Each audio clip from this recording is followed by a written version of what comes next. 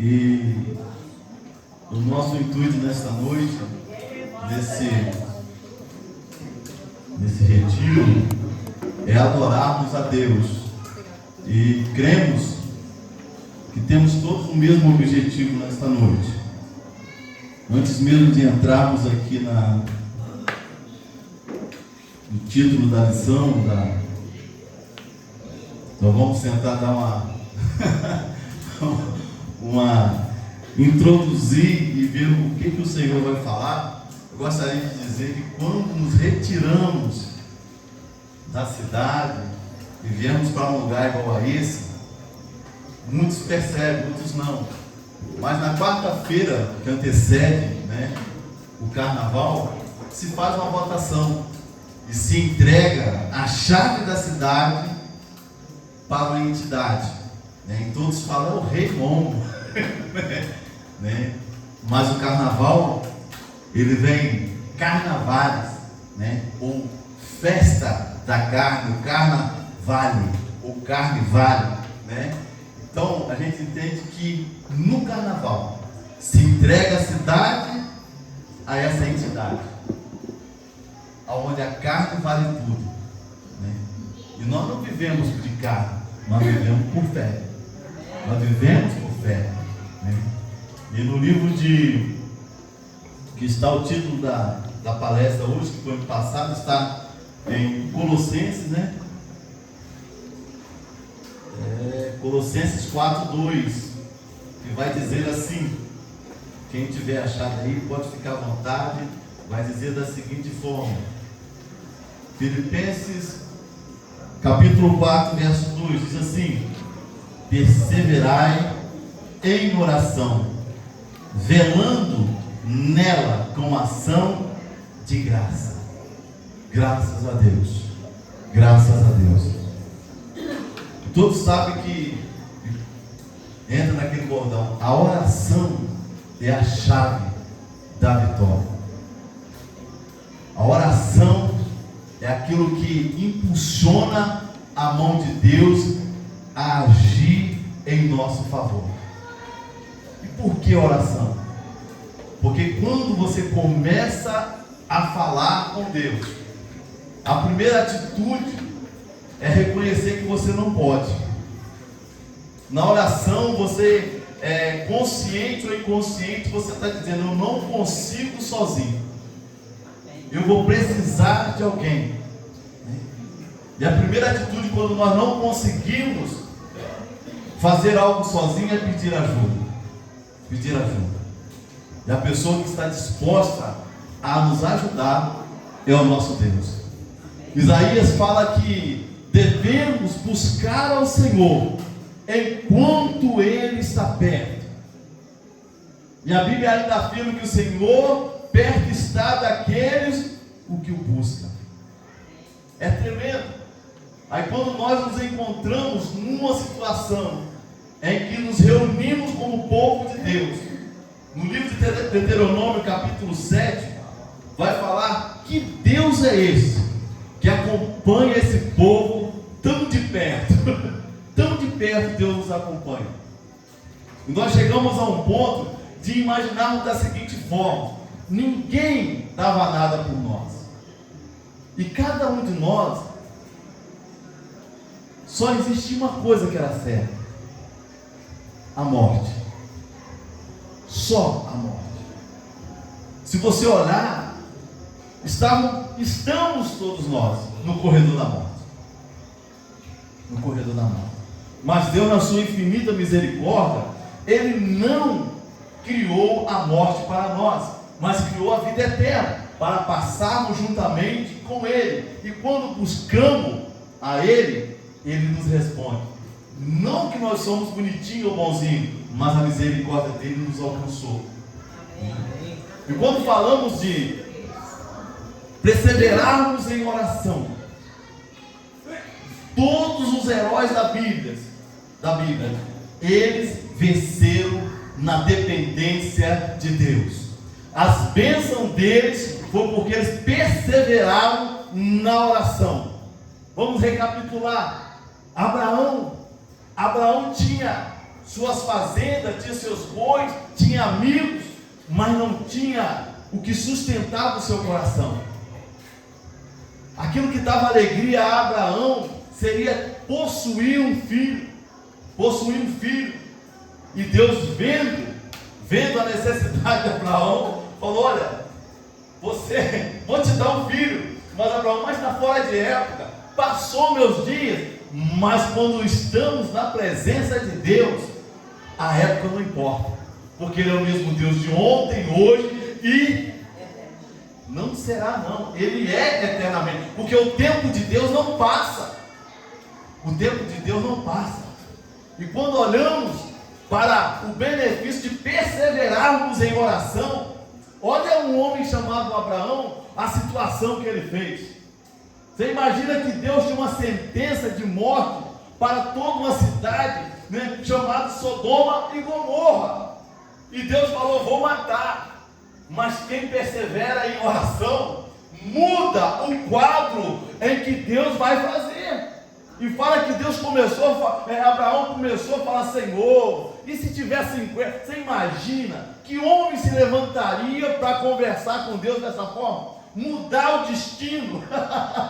Senhor, tu pouparia por 50 que estivesse lá? Deus, não.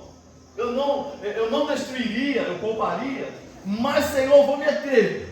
O homem pecador se atrever a conversar com Deus e mudar o destino que Deus tinha para a cidade. E até que chegou a família de Ló, né?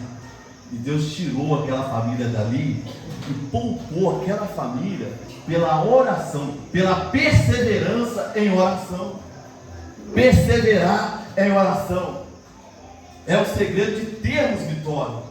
É você não desfalecer, é você não permitir que as adversidades da vida vai te afastar dos benefícios de estar na presença de Deus, né? Porque os planos de Deus não podem ser frustrados, e não vão ser frustrados. Jó capítulo 42, verso 2, que os planos de Deus não podem ser frustrados.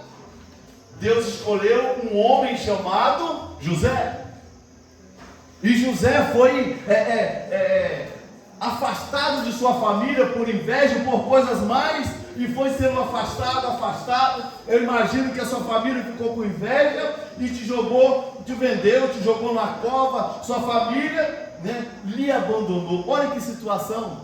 Você quer ficar no lugar de José? Mas falava, Deus manifestou a José, dizendo: olha, os molhos vão se abaixar e o seu vai prevalecer de pé. E aquilo não saiu do seu coração, a ponto de que os anos se passaram, a perseguição continuou, mas José continuou com a visão em que Deus tinha dado para ele. Ele passa por uma cova, ele passa por um calabouço, por presídio, mas os amigos dele que estavam lado a lado, no presídio, esqueceram dele. Isaías fala que pode uma mãe que amamenta o seu filho esquecer do seu filho, mas Deus não esquece os seus. Fala que os anos passaram, amigos esqueceram, né? Mas fala que Deus não esqueceu de José. E Deus movimenta uma nação para poder fazer com que as suas palavras prevaleçam na vida do seu servo. Perseverar naquilo em que Deus falou conosco, está buscando todo o tempo, porque Deus não se esquece dos seus. Deus levantou José, porque não esqueceu das promessas de Deus para com a sua vida, né? Perseverar. Eu acho o mais engraçado de perseverar, né? Tem um salmo chamado número 126, que diz assim: quando o Senhor restaurou a sorte de Sião, estávamos como quem sonha, então as nossas bocas se encheram de júbilo. Oh, glória! E as nações falavam: grandes coisas fez o Senhor por esse, e por isso eles estão alegres. Mas o que aconteceu para eles falarem isso? Fala que eles foram levados por 70 anos por uma nação a qual mantinha eles cativos, mas aqueles que perseveraram em ouvir a voz e esperar o cumprimento da promessa, no dia que eles retornaram de Sião, a bênção de Deus, todo mundo viu. Todo mundo viu a bênção de Deus na vida dos servos de Deus que voltaram de Babilônia para Sião.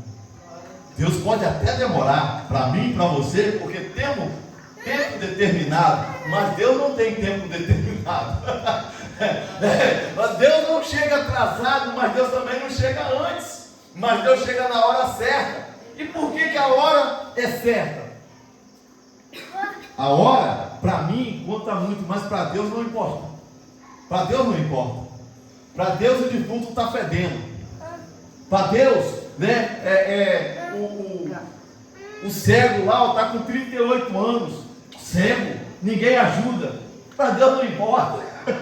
Para mim importa, mas para Deus não importa. O momento vai chegar, e quando Deus se manifestar, vai levantar uma bênção ali, Deus vai ser glorificado naquilo ali. Perseverar na oração. Aí quando vamos para o livro de Filipenses, capítulo 4, verso 13, aí diz assim, eu vou mudar o versículo, diz assim: posso todas as coisas naquele que me fortalece.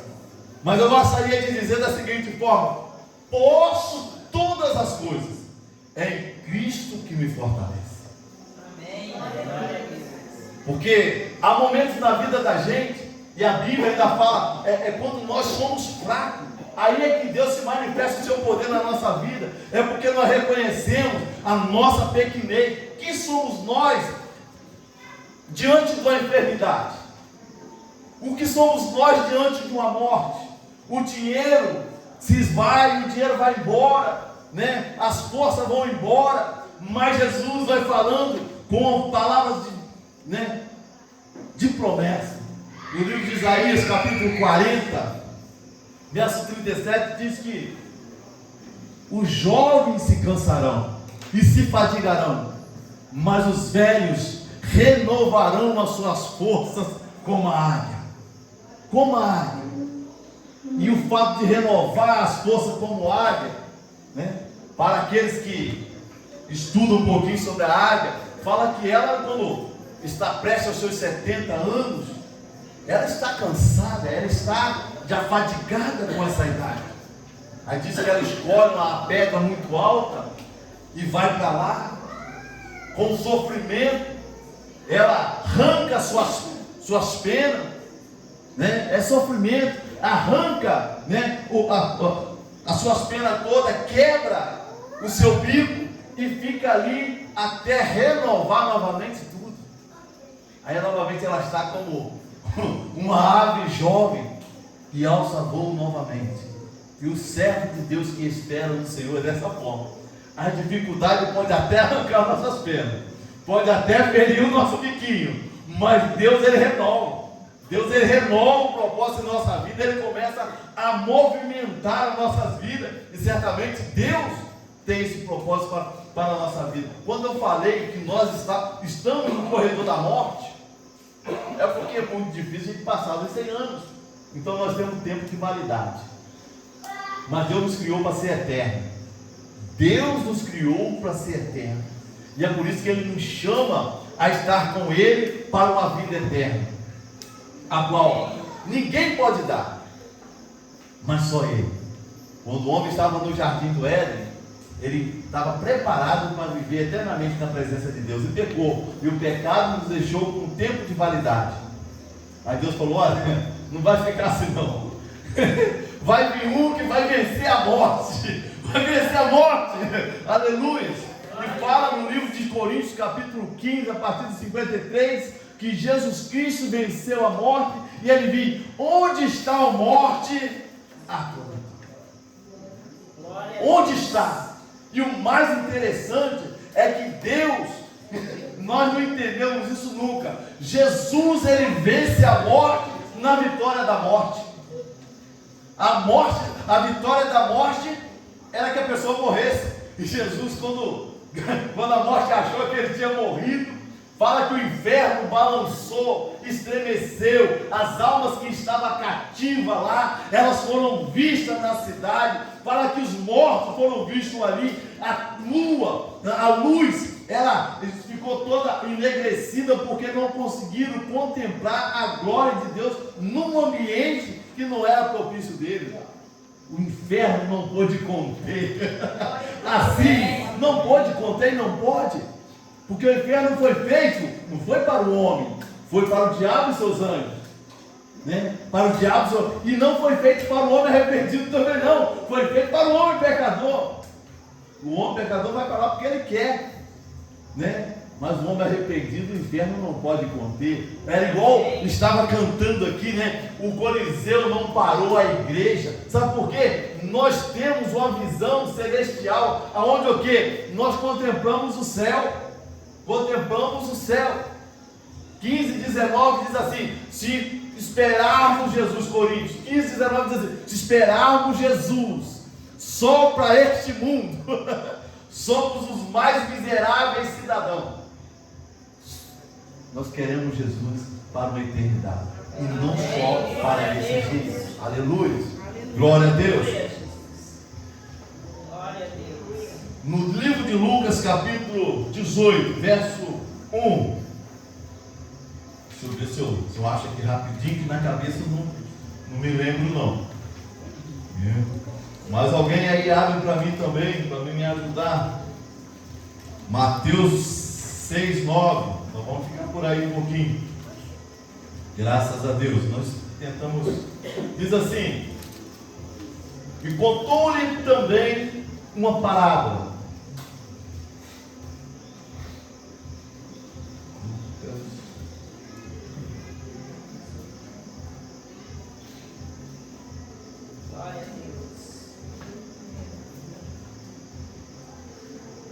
Eu anotei no lugar errado. Lucas 18:1 diz assim: e contou-lhe também uma parábola sobre o dever de orar sem nunca desfalecer.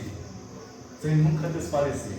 Quando nós vamos para o livro de Mateus, capítulo 6, a partir do 9, vai entrar uma coisa tremenda, que é a base da oração: orar sem cessar. O primeiro passo da oração eu já até falei aqui sobre reconhecermos que não somos nada sem Deus. E ele começa assim, Mateus capítulo 6, a partir do verso 9. Diz assim: Pai nosso que está no céu. Olha o reconhecimento. Ele é Pai e é nosso, que está no céu. Santificado seja o teu nome. Agora venha a nós o teu reino.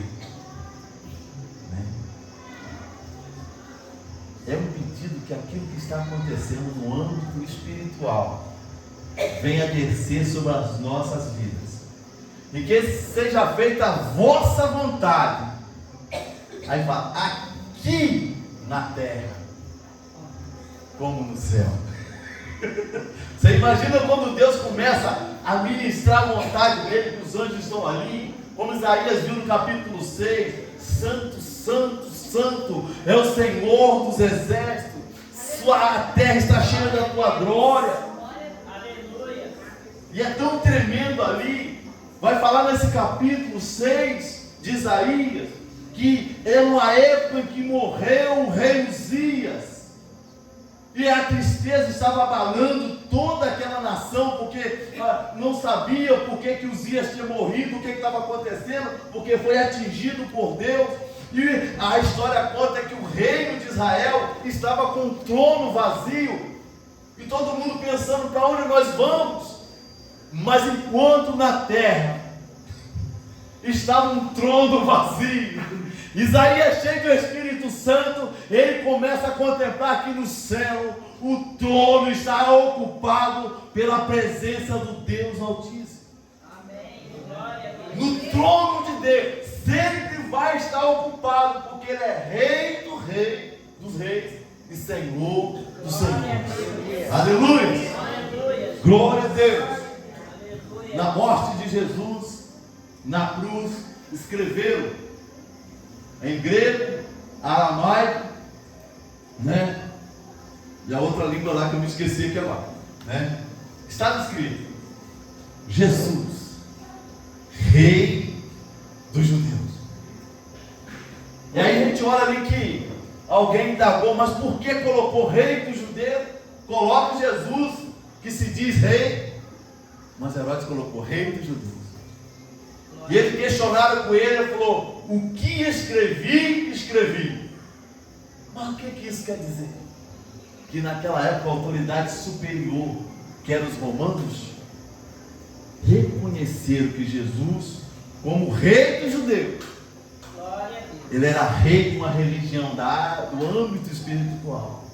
Na língua grega, como rei, ele era rei da ciência, porque foi os gregos que fizeram pensar, né? Na língua romana, ele era rei das autoridades constituídas. Ou seja, querendo ou não, o mundo teve que aceitar a autoridade de Deus na sua morte. Aleluia. Glória a Deus. Ah, mas tem mais coisa na cruz. Tem mais coisa na cruz, né? No capítulo 2 de Colossenses, verso 14, vai falar que a célula que era contra nós, ou seja, aquilo que tinha contra nós, o inimigo, né? E não existe homem sem pecado, todo homem peca. Fala que havia uma dívida minha para com o mundo. O livro Romano fala que todos pecaram e destituídos estão da glória de Deus, ou afastados estão da glória de Deus. Mas Jesus Cristo pegou aquilo que era para mim e para você, e foi ali na cruz e cravou. Aleluia. Cravou a chibatada que era para mim. Jesus tomou na cruz, né? E cravou ali. O preço da minha morte, Jesus pagou na cruz, né? A cruz é símbolo de maldição. Éramos para estarmos lá, mas Jesus falou: aqui não, eu estou pagando o preço por eles. E se você só entra nesse benefício se você começar a conversar com Deus. Senhor, que a sua vontade prevaleça sobre a minha vida aqui na terra. Glória a Deus. E você começa a sentir o gostinho do céu. Você começa a sentir o gostinho do céu. Mas como é o céu? Como é o céu? Você começa a imaginar como é o céu. No Velho Testamento, o céu não era o céu literal, mas eles falavam que a salvação de Israel era a terra de Canaã, uma terra que manava leite e mel, aonde os frutos eram tremendos, né? E tudo era, né, uma fartura tremenda. No dia que eles foram olhar a terra, fala que mandaram 12 espias, e eles olharam a terra e viram que os cachos de uva eram tremendos, viram que as frutas lá eram tremendas, que a terra era muito boa, e voltaram e falaram: olha, tem isso e tem aquilo, só que tem gigantes na terra, gigantes na terra. E o céu é dessa forma. Para chegarmos lá, nós temos que lutar. Há um gigante, há um deserto tremendo para chegarmos lá. E fala que 10 daqueles homens falaram: não vai ser possível. Mas 2, Josué e Caleb, se levantaram e viram que Deus tinha tirado eles com mão forte do Egito, tinha passado por meio de Mar Vermelho, tinha transformado a água amarga em água doce, tirado a água da rocha. E Deus fez isso. Eles falaram: não, lutamos e prevalecemos, o Senhor vai nos dar. E fala que daqueles que murmuraram, nenhum deles entraram, mas Josué e Caleb confiaram no Senhor. Amém. Confiaram. São as poucas coisas que Deus faz na nossa vida e nós temos que trazer todos os dias. Todos os dias, né? Tem uma filha minha que sempre participou do retiro. Esse ano ela não está, eu estava desempregado e falei: Jesus, como é que vai ser esse negócio? Aí eu passei perto do quarto dela, ela estava dizendo: Jesus, abre as portas. de serviço para o meu pai? É orar. O segredo é orar. Eu falei, por que eu estou preocupado? A minha filha está orando. Por que eu estou preocupado? O segredo é a oração. Por que eu deixar de orar? Mas nesse versículo 6, ele vai falar sobre uma avezinha sem vergonha. Conhece alguma ave sem vergonha? Pardal. Pardal. Ninguém cria pardal, ninguém faz nada com pardal, mas quando vê ele está ali, fazendo aquela lambança nos fios, ele está aí alguém vira e fala, você conhece os pardais? Não, não conheço. Pois é. Você tem algum pardal preso lá atrás? Não. Pois é, os pardais, eles não plantam, não semeiam, mas o Senhor dá o sustento. É verdade sim. Aí Deus começa a palestrar no âmbito da oração, em você trazer o ambiente divino para a sua vida, pedir que o reino do céu se manifeste na sua vida. Você tem que se colocar como pardal. Você não vale nada, mas Deus te ama. Amém. Glória a Deus. Ninguém, mas Deus te ama. Todo mundo pode te abandonar, mas Deus continua te amando. Deus continua te amando. Deus continua te amando. Você pode fazer, e hoje está tremendo, né? Todo mundo quer ficar bonito. E eu, se tivesse dinheiro, ia entrar nessa onda, ia ficar, e puxa a pele daqui, puxa a pele dali, e nunca ninguém está satisfeito com a sua beleza, né? Aí Deus vira para essa pessoa que ele está palestrando, fala, rapaz, você já viu o lírio no campo? Já vi. Você já viu a formosura? É lindo. Até quando o casal vai pegar os lírios para colocar e tal, vai ficar muito bonito. E fica mesmo. Aí ele fala, nem Salomão conseguiu fazer uma vestimenta dessa. Mas aquele que ora está na presença de Deus, aleluia. Deus dá uma vestimenta bonita dessa. Amém. Deus fala lá, Deus dá essa veste para os lírios do campo. O fato de estarmos na presença de Deus e pedimos a misericórdia dele. E sabe por que Deus coloca a prova na nossa vida? A prova na nossa vida é igual um degrau. Se não tivermos prova na nossa vida, nós vamos ficar ali parados. Aí as provas nos faz se aproximar mais de Deus. Se aproximar.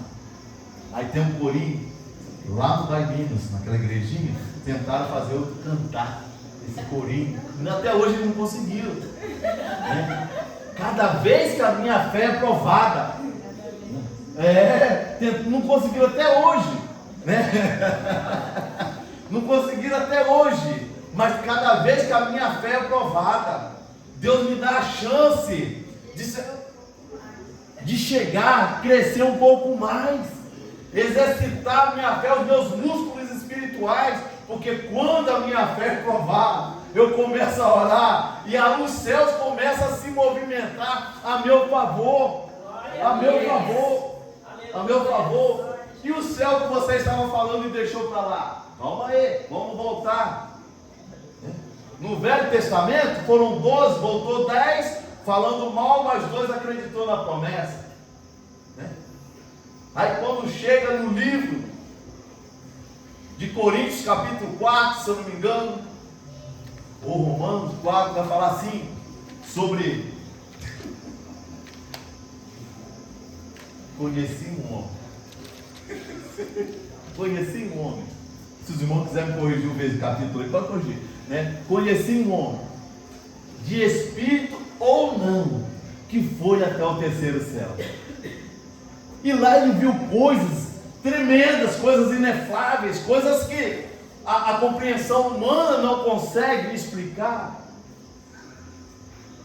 Aí nesse mesmo capítulo, quando chega a partir do verso 9, vai dizer assim, mas aquilo que o olho não viu. Quem achou aí pode falar. Aquilo que o olho não viu, o ouvido não ouviu, e não chegou ao coração do homem, São as coisas que Deus tem preparada para aqueles que Ele ama. Mas que coisa é isso, gente? Se eu não consigo contemplar, se eu não consigo ouvir as coisas que estão lá, se não chegou no meu coração, como que eu vou compreender isso? Mas no verso 10 ele vem com a palavra de conforto para o nosso coração tremendo. Hã?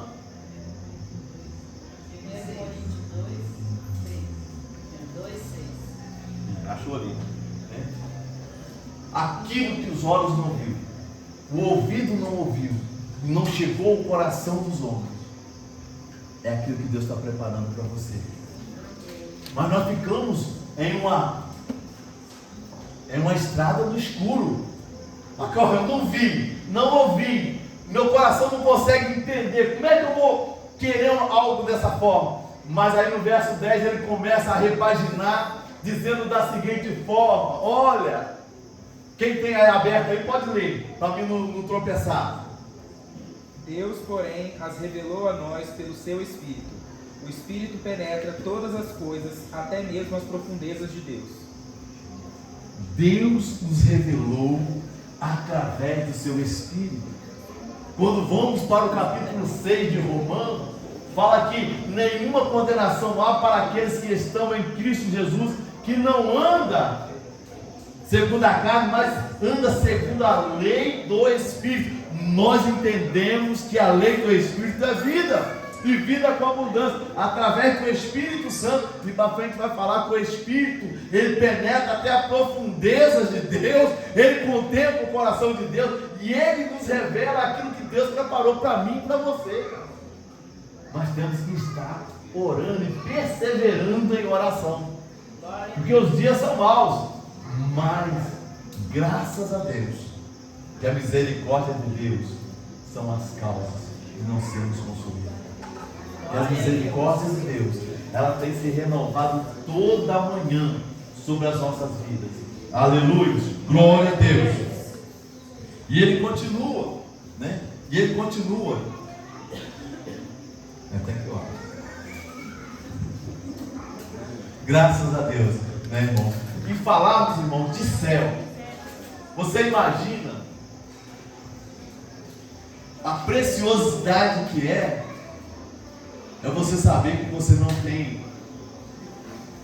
tem, nós no mundo nós temos data de validade, mas quando você vive pela lei do Espírito, você não tem data de validade, porque você vai viver eternamente com Deus, com Deus, com Deus.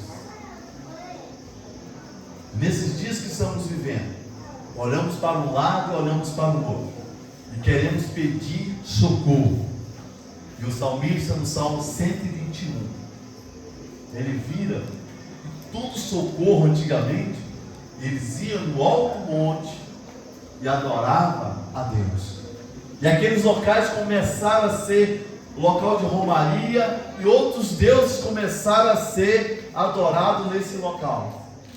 Em um determinado ponto, o salmista ele eleva os olhos dele para o monte, e ele vê que o socorro dele não estava mais no monte, não está mais lá, aonde o dinheiro pode ajudar, onde um amigo pode ajudar, mas ele contempla que o socorro dele vem dos céus, vem do Senhor Deus, que fez os céus e a terra. Ou seja, o nosso socorro está além dos montes, está além do que as nossas vistas podem ver, está além.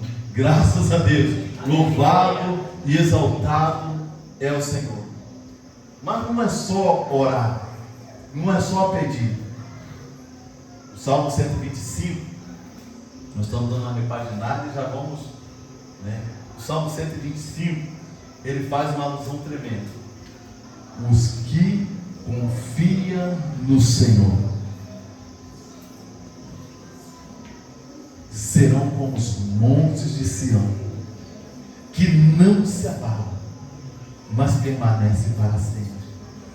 Como os montes estão em volta de Jerusalém, assim o Senhor está em volta daqueles os que o temem. Aleluia! É orar e confiar. É orar e